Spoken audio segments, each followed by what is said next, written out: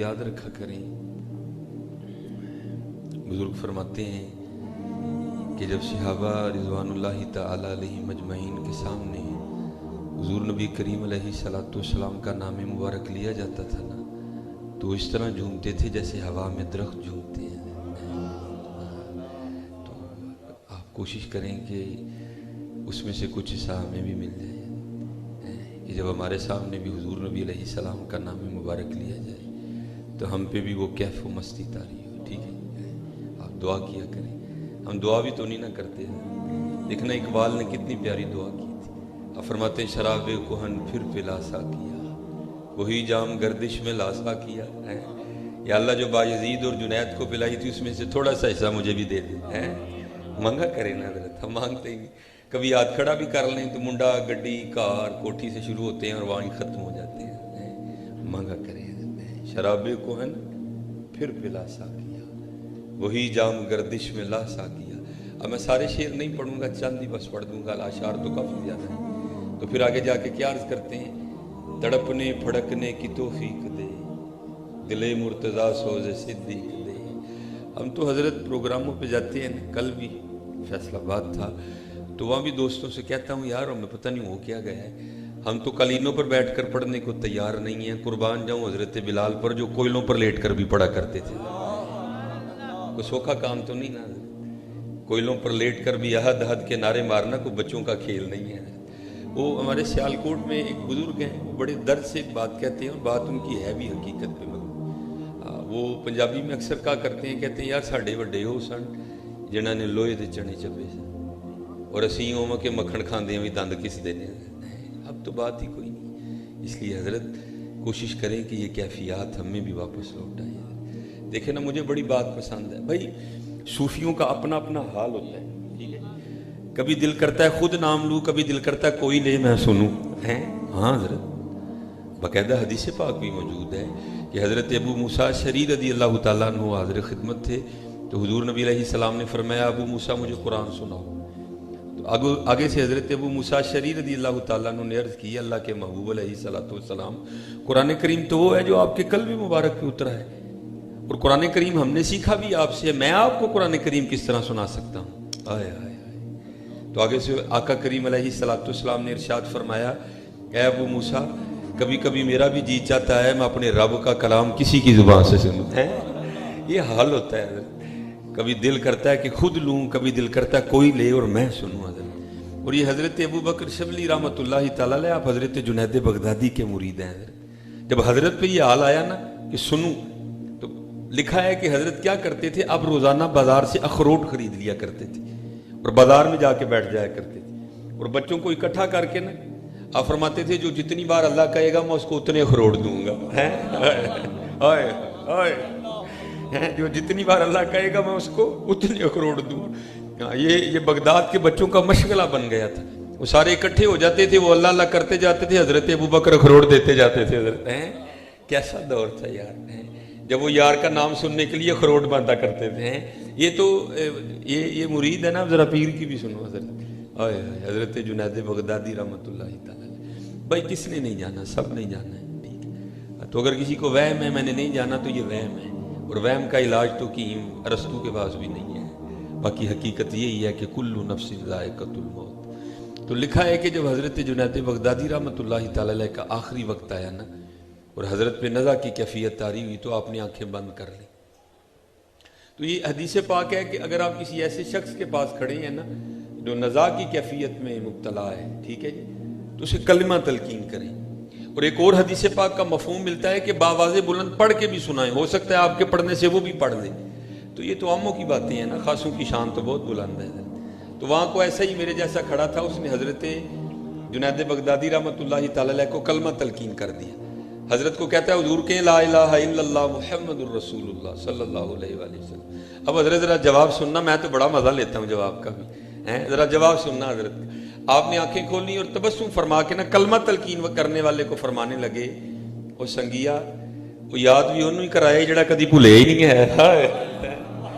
کتنا حضرت نے یاد کیا ہوگا. حضرت آپ نے فرمایا وہ یاد بھی اسے ہی کروایا جو کبھی بھولا ہی نہیں ہے. حضرت اور یہ ایک روایت ملتی بھی ہے، میں نے ایک دن تفسیر میں پڑھا ذرا میری تھوڑی مچھیں بڑی ہیں. تو لکھا ہے کہ حضرت نے نا خط بنوایا اپنا, تو پھر حضرت کی زلفیں تراشی گئیں. تو بعد میں باری یہی حضرت کی لبیں درست کرنے کی.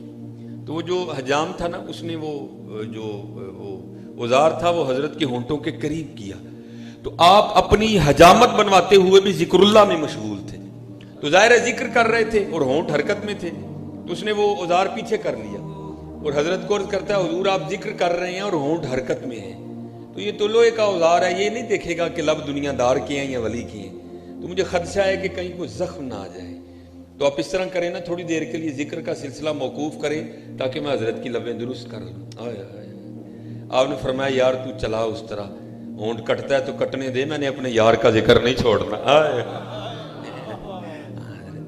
یہ کوشش کریں کہ حضرت یہ رنگ ہم میں بھی آئے ہیں, اپنے اللہ کو یاد کیا کریں, حضور نبی کریم علیہ الصلوۃ والسلام پہ خوب درود پڑھا کریں, خوب درود پاک. آج وقت ہے حضرت, یہ دیکھیں نا یہ چل رہی ہے, تو بھائی اس کو چلاؤ یار, اس کو چلاؤ. میرے جو دادا پیر و مرشد تھے یہ ان کا اپنا ہی شعر ہے حضرت, اور حضرت تو اس کو بڑا ترنم میں پڑھتے تھے. حضرت پڑھتے تو آپ تو کلیجے نکال لیتے حضرت, میں تھوڑی کوشش ہی کروں گا حضرت ان کی یاد میں. تو حضرت پڑھا کرتے تھے جب تک چلے خوب چلائیں سائے اپنے دی یاری, جب تک چلے خوب چلائیں سائے اپنے دی یاری, اولا سٹ پھا جنجالاں والے دلا اللہ نال یاری. حضرت آج وقت ہے, آج لگا لو حضرت, وقت بڑی تیزی کے ساتھ گزر رہا ہے. یا ایھا الذین آمنوا اذکروا اللہ ذکرا کثیرا, کثیرا وسبحوہ بکرۃ واصیلا, کثرت کے ساتھ حضرت جی ذکر کرنا.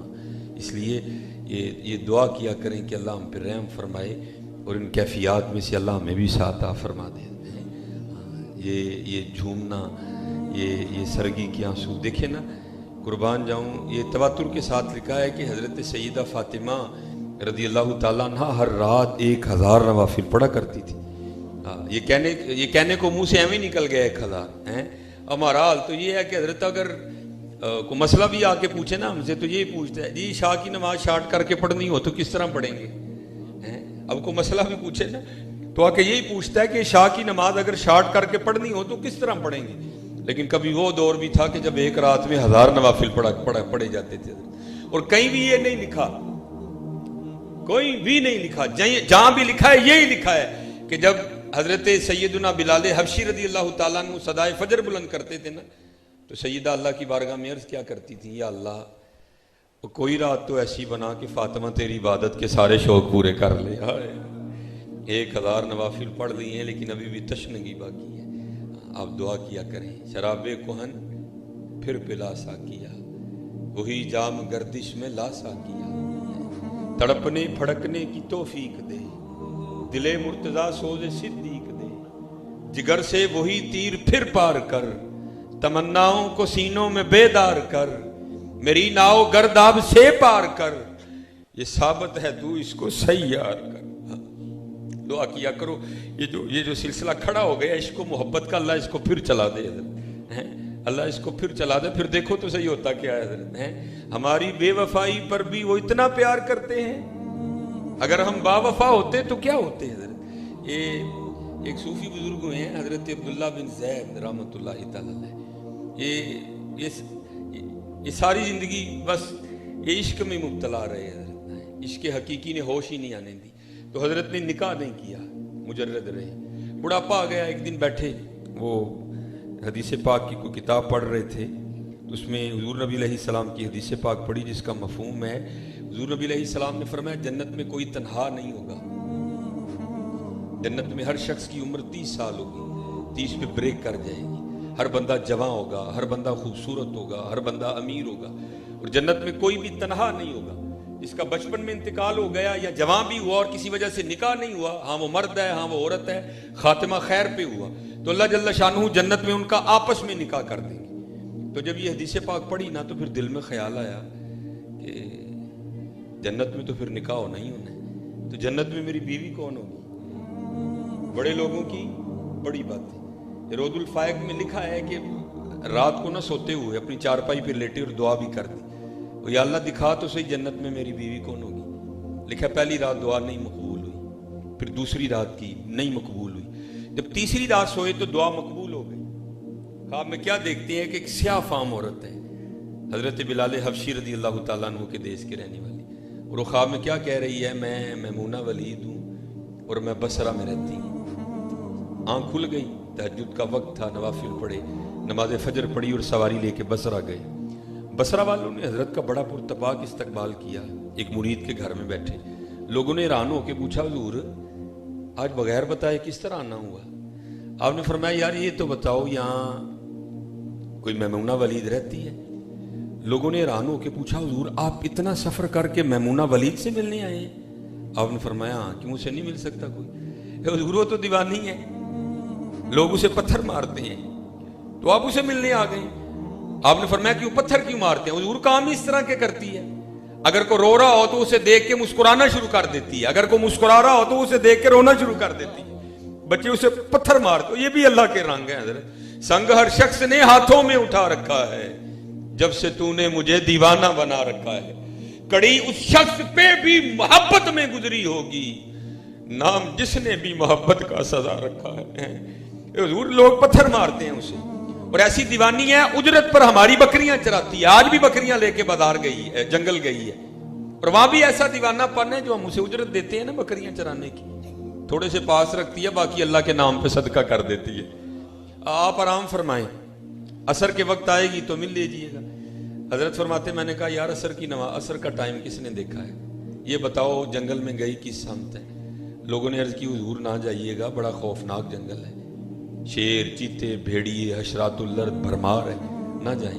آپ نے فرمایا نہیں، بتاؤ کس سمت گئی ہے؟ لوگوں نے سمت بتائی، آپ فرماتے ہیں میں چل نکلا۔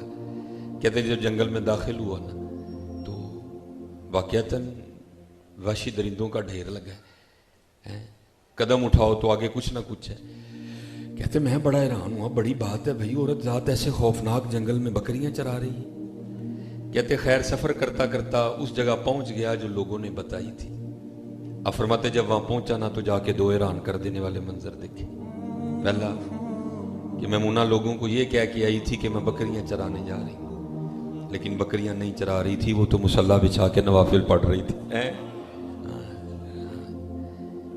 فرماتے بڑا حیران ہوا۔